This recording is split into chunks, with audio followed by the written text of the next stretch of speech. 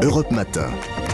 6h, 9h. Thierry Dagiral. L'interview de ce mercredi matin sur Europe 1, 7h40. On est en direct de Gironde avec le président du département, Jean-Luc Glaise. Bonjour. Bonjour. Vous êtes également le président du service départemental d'incendie et de secours de la Gironde. Le président Macron sera donc cet après-midi chez vous, sur place. Est-ce que vous vous dites ce matin, enfin l'État se réveille, enfin on s'occupe de nous ?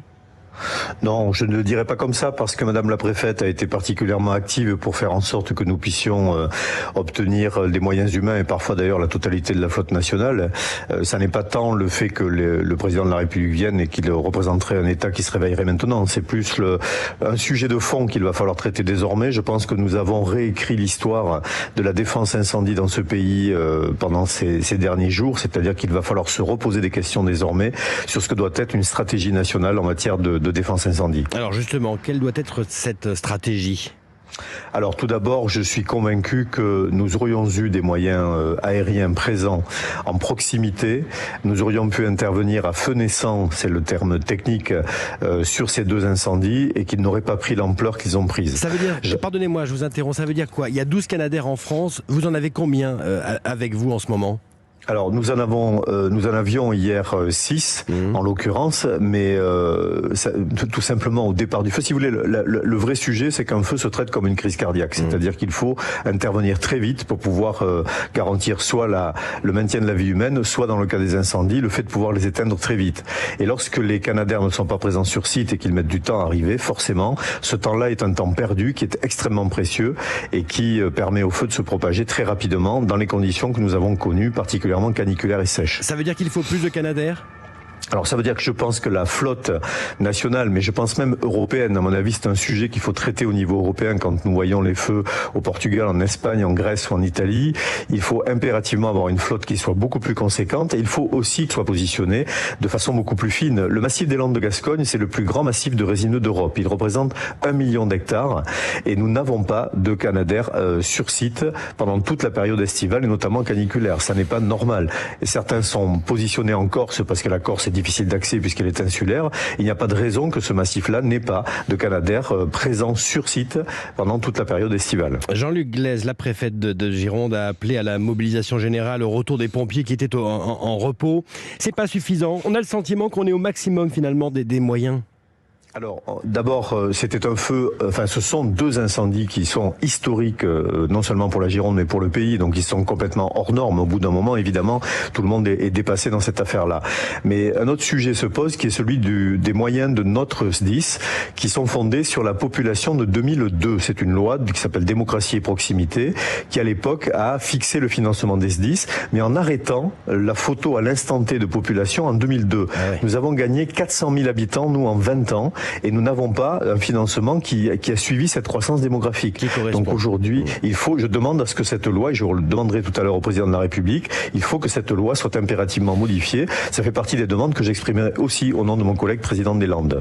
On doit également collectivement prendre conscience de ce qui se passe en ce moment chez vous. C'est pas juste une fois, ça va revenir parce que le climat n'est plus le même. Vous êtes, vous le savez bien, un enfant du pays, du sud de la Gironde. Ce qui arrive en ce moment peut arriver à nouveau fréquemment. Oui, moi je dis que le doigt brûlant du changement climatique s'est posé sur notre forêt pendant ces derniers jours et nous avons vu qu'entre les températures caniculaires, le taux d'humidité extrêmement bas, la végétation qui ne s'est pas suffisamment humidifiée depuis l'été dernier, les vents tourbillonnants et puis ces 2 incendies simultanés, tout cela a fait que nous avons eu des incendies hors normes. Ils vont se reproduire. Rappelez-vous que nous sommes à peu près à 20 000 hectares brûlés sur 1 million, ça veut dire qu'il reste encore 980 000 hectares qui peuvent brûler dans nos 2 départements entre les Landes et la Gironde. Jean-Luc Glaise, le président du département de la Gironde avec nous ce matin sur Europe 1. L'heure est bien sûr encore à la lutte pour venir à bout de ces feux. Mais on entend cette colère qui gronde. Patrick Davet, le maire de la Teste de Buch, veut tirer des leçons. Il pointe du doigt la gestion des forêts encore régie par des textes remontant au Moyen-Âge, dit-il. Qu'est-ce qu'il sous-entend ? Qu'est-ce qu'il veut dire par là ? Alors, c'est la forêt de la Teste, qui est une forêt très atypique dans le massif des Landes de Gascogne, puisqu'il s'agit d'une forêt usagère. C'est-à-dire que depuis le 15e siècle, en fait, elle est mise à disposition des populations de 4 communes du bassin d'Arcachon. Et donc, ces populations ont laissé cette forêt évoluer de façon sauvage. Moi, je la qualifie de petite Amazonie girondine. Et en réalité, elle n'est pas du tout entretenue, elle n'était pas du tout entretenue. Et donc, le sous-bois était extrêmement végétalisé. Et donc, le feu, lorsqu'il a pris, était inaccessible pour les sapeurs-pompiers. Seuls les moyens aériens, on y revient, pouvaient éventuellement agir. Donc c'est une forêt qui n'était pas entretenue, qui est très peu accessible parce qu'il y a peu de pistes forestières. C'est donc sa particularité. Et puis, monsieur Glaise, il y a cette polémique qui grimpe sur place. Le gouvernement, dans un rapport remis en janvier dernier, avait insisté sur la nécessité de réaliser des travaux d'aménagement dans cette forêt qui brûle en ce moment. Cela devait débuter en janvier. Pourquoi ces travaux n'ont pas eu lieu ?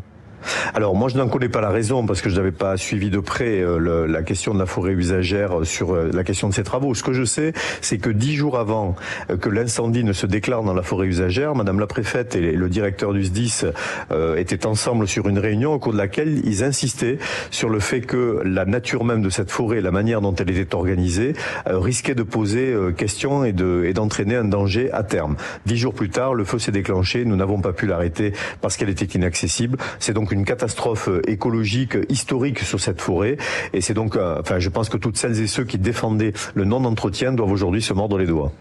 Est-ce que l'association de défense des usagers de la forêt de la Teste de Buch s'y est opposée ? En tout cas, ils étaient plutôt promoteurs d'une forêt qui reste en l'état, parce que c'est vrai que cet état sauvage avait été un état qui pouvait être extrêmement agréable pour s'y promener, mais je crois que c'était négliger quand même la nécessité de prévention antérieure avant que les feux ne s'y déclarent, parce que ce que nous savons au niveau des pompiers, c'est que s'il n'y a pas suffisamment de pistes forestières, s'il n'y a pas suffisamment de capacité à défendre un espace forestier, et pourtant c'était le cas aussi sur l'Andiras, eh bien les conditions du changement climatique font qu'aujourd'hui, toutes ces forêts seront en danger. C'est ce que vous allez dire ce matin, plutôt cet après-midi, au président Macron ? Oui, ce que je lui dirais, c'est la question, je reviendrai sur la question des moyens aériens, je reviendrai sur le financement du SDIS qui doit être impérativement revu par la loi, et puis sur la nécessité effectivement d'imaginer la question sylvicole différemment. Ce que je demande, c'est la mise en place d'un plan national de résilience sur les risques incendiaires. C'est ce que je demande au nom des Landes et au nom de la Gironde. Et ça veut dire aussi, quand je vous écoute, qu'il faut revoir le règlement des forêts. Qui a le dernier mot en matière d'aménagement ? Il y a beaucoup d'acteurs qui sont impliqués dans l'affaire. Si on prend la forêt d'exploitation, vous avez la DFCI, la Défense des forêts contre l'incendie, qui a été extrêmement utile depuis le début des feux, qui est très opérante avec le réseau de pistes forestières. Mais des questions qui aujourd'hui se posent, faut-il créer des pare-feux, non pas de 50 mètres ou de 100 mètres, mais d'1 kilomètre. Nous avons vu des sautes de feu à 1 kilomètre. Nous avons vu des pins de 40 ans éclater. Les sylviculteurs n'avaient jamais vu ça. Donc ça veut dire qu'aujourd'hui, l'intensité des incendies est telle qu'il faut trouver d'autres solutions d'aménagement et d'entretien de la forêt. On l'entend, beaucoup de messages à faire passer à Emmanuel Macron que vous allez rencontrer cet après-midi. Le président du département de la Gironde, Jean-Luc Glaise, ce matin sur Europe 1. Un grand merci à vous, monsieur. Merci. Je vous en prie.